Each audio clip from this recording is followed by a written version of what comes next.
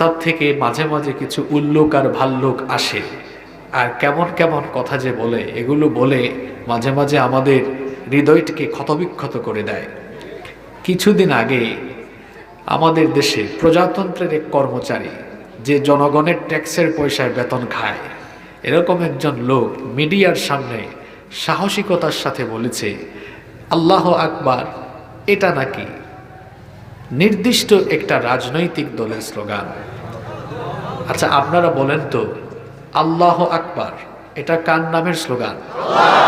আল্লাহ তাআলা তার নিজের নামের এই স্লোগানকে তিনি কি দুনিয়ার কোনো রাজনৈতিক দলকে ইজারা দিয়েছেন?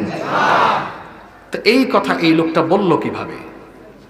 আমরা বলতে চাই, আল্লাহ আকবার এটা রাজনৈতিক নির্দিষ্ট কোনো রাজনৈতিক দলের স্লোগান নয়, বরং এটি হচ্ছে তামাম দুনিয়ার 200 কোটি মুসলমানদের ইমানি চেতনার স্লোগান। কিছু মানুষ আছে আল্লাহ আকবার এই স্লোগানকে তারা বিতর্কিত স্লোগান বলে। কয়েক মাস আগে তো মিডিয়া পাড়ায় এই আল্লাহ আকবার স্লোগানকে বিতর্কিত স্লোগান একজন বলেছে, আর মিডিয়া সেটা প্রচার করেছিল। আল্লাহ আকবার স্লোগানকে বিতর্কিত স্লোগান কেবল তারাই বলতে পারে যারা জন্মের পরে আজান না শুনে বিতর্কিত অবস্থায় জন্ম নিয়েছে, তারাই কেবল পবিত্র এই স্লোগানকে বিতর্কিত স্লোগান বলতে পারে। আমরা যারা মুসলমান, আমরা সবাই জন্মের পরে আল্লাহ আকবার শুনেছি। জন্মের পরে আপনারা আজান শোনেন নাই? আমাদের কাছে এই জন্য এই পবিত্র স্লোগানকে বিতর্কিত স্লোগান মনে হয় না, বরং আমরা মনে করি এটা আমাদের প্রত্যেকের ঈমান জাগানিয়া স্লোগান। এই তো কয়েক সপ্তাহ আগে চট্টগ্রামে এক পাগলা, সে বলেছে আল্লাহ আকবার ভালো লাগে না, মসজিদের আজান ভালো লাগে না, কমিটি বরাবর চিঠি লিখেছে, আপনারা ফেসবুকে পত্র পত্রিকায় দেখেন নাই? আল্লাহ আকবার এটা খারাপ লাগে তার। আমরা হাদিসে পড়েছি, আল্লাহ আকবার যখন শয়তান শোনে, আদবার আশ-শাইতান, শয়তান তখন পালিয়ে যায়, শয়তানের খারাপ লাগে। তো কোনো মানুষ যদি আল্লাহ আকবার শুনলে বলে তার খারাপ লাগে, তো কি আর বলবো, আমরা ধরে নিব ও তো মানুষরূপী একটা জীবন্ত শয়তান। নইলে আল্লাহ আকবার তোমার খারাপ লাগে কেন? এটা ভালো লাগে না কেন? এটা তো ভালো লাগার মতো স্লোগান।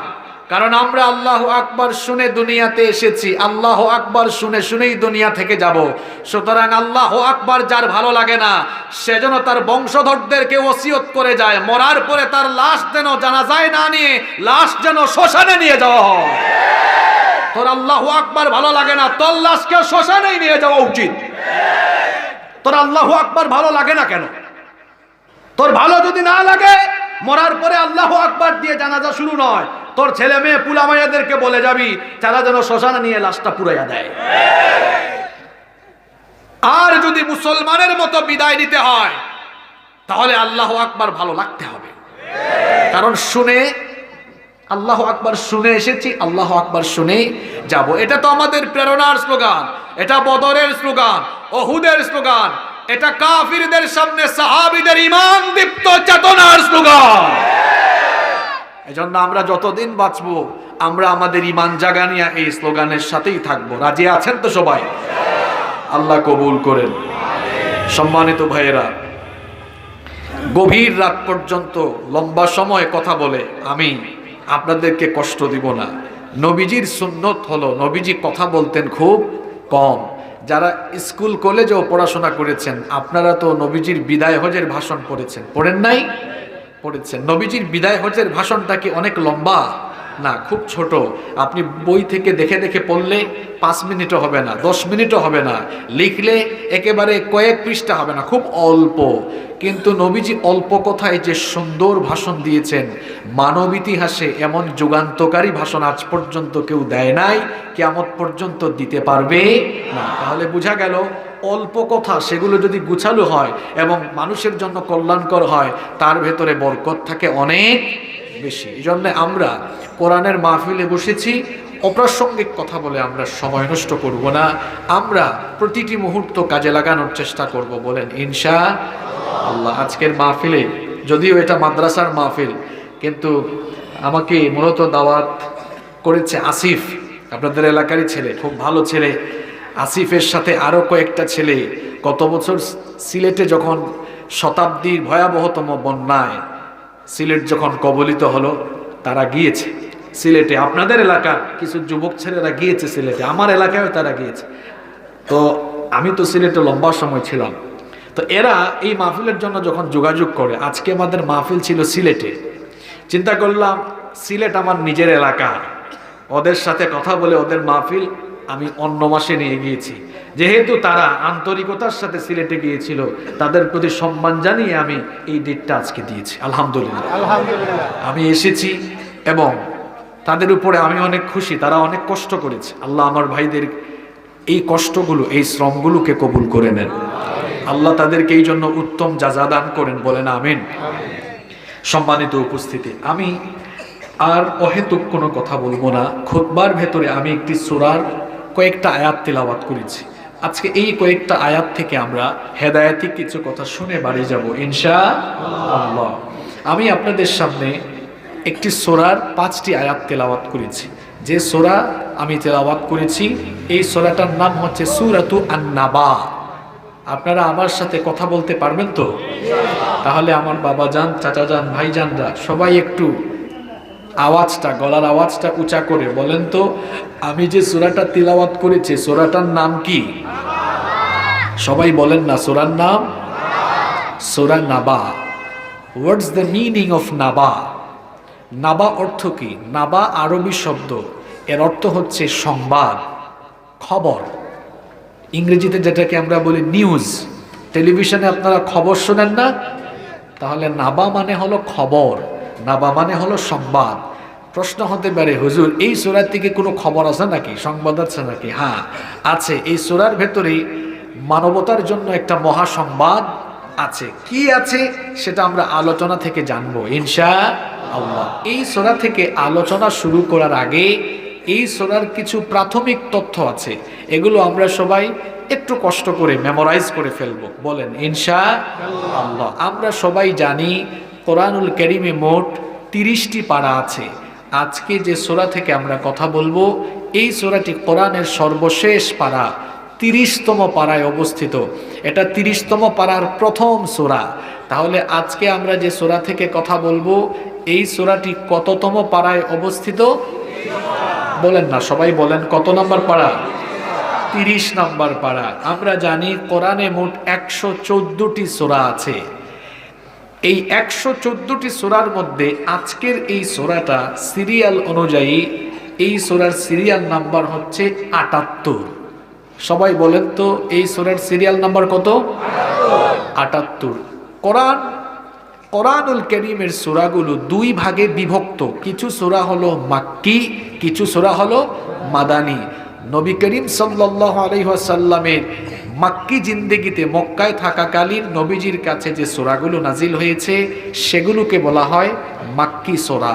আর যে সূরাগুলো নবীজি মদিনায় যাওয়ার পরে নাজিল হয়েছে সেগুলোকে বলা হয় মাদানী সূরা।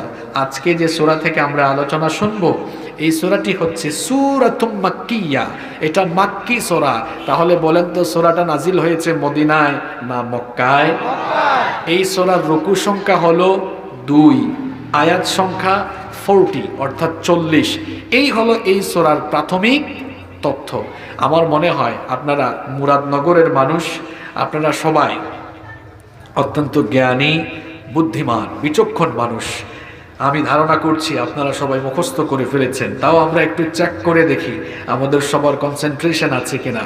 আজকের সূরার নাম কি? সূরা মাশাআল্লাহ। এই সূরাটা কত নাম্বার পারায় আছে? সূরার সিরিয়াল নাম্বার মাদানী না মাক্কি? রুকু সংখ্যা, আয়াত সংখ্যা? আলহামদুলিল্লাহ পড়েন সবাই। তাহলে আমরা সূরার প্রাথমিক তথ্য জেনে ফেলেছি। আমাদের দেশে অনেক জায়গায় মাহফিল হয়, কিন্তু শ্রোতারা আলোচনার যে মুলাখাস, যেটাকে আমরা ইংরেজিতে সামারি বলি, এই সামারিটা আমরা অনেকে ধারণ করে বাড়িতে যেতে পারি না। আজকে আমরা এর ব্যতিক্রম ঘটাবো। আজকের আলোচনা থেকে অন্তত অল্প কিছু মেসেজ হলেও আমরা প্রত্যেকে বাড়িতে নিয়ে যাওয়ার চেষ্টা করব, বলেন ইনশাআল্লাহ। চলেন আমরা শুরু করে দিই আলোচনা। এই সূরাটা আল্লাহ শুরু করছেন এভাবে। সবাই বলেন তো, কোরআন তিলাওয়াত করলে লস না লাভ? সওয়াব না গুনাহ? তাহলে এই সওয়াব আমরা সবাই নেওয়ার দরকার আছে না নাই? তো চলেন একটু সওয়াব নেই সবাই আমার সঙ্গে। পড়তে পারবেন না? আউযু বিল্লাহি মিনাশ শাইতানির রাজীম। বিসমিল্লাহির রাহমানির রাহিম। عما يتساءلون عن النبأ العظيم الذي هم فيه مختلفون। ইরশাদ হচ্ছে, তারা পরস্পর আপনাকে কোন বিষয়ে জিজ্ঞাসাবাদ করছে?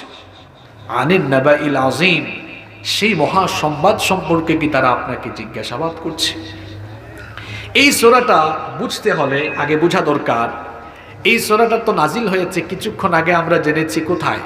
মক্কায়। নবীজি মক্কায় যখন কাফের মুশরিক জাহিলদেরকে দাওয়াত দিয়েছেন, নবীজির দাওয়াতের মূল বিষয় ছিল তখন তিনটা। জোরে বলেন তো কয়টা? এক নাম্বার তাওহীদ, দুই নাম্বার রিসালাত, তিন নাম্বার আখিরাত বা পরকাল। আখিরাত এবং পরকালের কথা বলে নবীজি তখন কাফেরদেরকে দাওয়াত দিতেন, যাতে করে তারা সাবধান হয় যে মরার পরে আরেকটা জীবন আছে, সেখানে আমাদের সবাইকে জিন্দা করে হিসাব চাইবেন কে? আল্লাহ।